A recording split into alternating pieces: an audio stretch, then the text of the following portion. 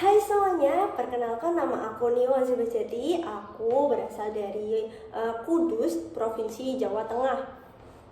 Nah, pada video kali ini aku akan mengajak kalian semuanya untuk sedikit mengulas mengenai suatu kasus atau kasus klinis yang pernah terjadi di Amerika Serikat pada tahun 1970-an. Nah, kasus yang akan kita bahas kali ini adalah kasus dari seseorang yang bernama Billy Milligan. Nama Billy Milligan sempat menghebohkan dunia pada tahun 1970-an, terutama bagi masyarakat Amerika. Hal ini karena Billy Milligan dinyatakan tidak bersalah atas kasus pemerkosaan yang telah dilakukannya. Saat persidangan, psikolog mendiagnosis bahwa Billy Milligan mengidap gangguan kepribadian ganda dan pengacaranya pun mengatakan bahwa dua kepribadian Billy Milligan ini telah melakukan kejahatan tanpa Billy Milligan sendiri ini menyadari. Nah, sebenarnya siapa sih sosok Billy Milligan ini?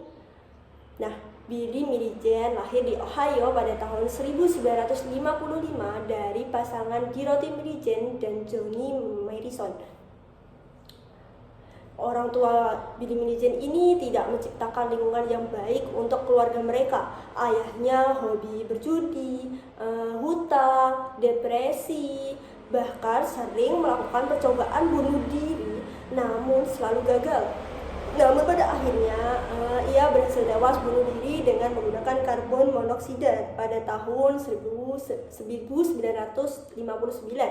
Setelah kepergian sang ayah, sang ibu Billy Milligan menikah lagi dengan seorang bernama Chalmer pada tahun 1963. Ayah tiri Billy Milligan yang bernama Chalmer ini telah melakukan penyiksaan kepada Billy Milligan baik berupa fisik maupun seksual ketika ia masih kecil. Chalmer pernah mencoba untuk mengubur Billy secara hidup-hidup dan melakukan pelecehan seksual kepada Billy. Nah, pelecehan inilah yang dinilai oleh psikiater sebagai kunci dari perilaku Billy yang akan terjadi di masa dewasanya nanti. Billy yang mengalami masa kehidupan yang dramatis ini mulai memecah belah pemikirannya ini menjadi kepribadian yang berbeda sejak ia berusia 5 tahun. Sejak itulah ia memiliki 3 kepribadian yang berbeda: Billy, Christine, dan Saul. Saat diadili, Billy memiliki 24 kepribadian yang berbeda dalam dirinya. Semuanya memiliki nama yang berbeda, usia, peran, seksualitas, bahkan cacat mental dan fisik yang juga berbeda. Pada tahun 1975, Billy ditangkap karena melakukan berbagai macam kejahatan, mulai dari pemerkosaan hingga perampokan bersenjata. Nah, salah satu 4 dari korban pemerkosaan Billy ini memberikan pernyataan bahwa Billy tidak hanya bertindak sebagai perempuan lesbian, namun dia juga bertindak sebagai seorang anak kecil.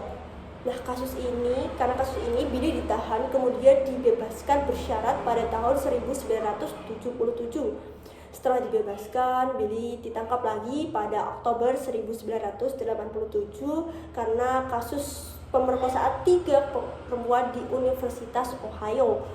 Nah, setelah diidentifikasi oleh polisi, dari foto-foto yang diberikan oleh polisi dan sidik jari yang diambil dari mobil korban lain, salah satu korban menyatakan dan memberikan pernyataan bahwa Billy bersikap cukup baik seperti gadis berusia 3 tahun. Sebelum diadili, Billy didiagnosis menderita skizofrenia berat oleh seorang dokter. Namun kemudian dia didiagnosis kembali menjadi kepribadian ganda oleh seorang psikolog dari Pusat Kesehatan Mental Komunitas Ohio.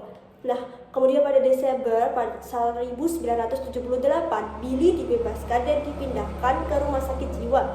Namun dia berkali-kali dipindah ke beberapa rumah sakit jiwa yang berbeda. Di rumah sakit jiwa inilah kepribadian Billy perlahan mulai terurai dan kemudian ia dibebaskan setelah mengalami penyatuan atau fusi, yang biasa kita sebut dengan fusi, pada tahun 1988. Nah,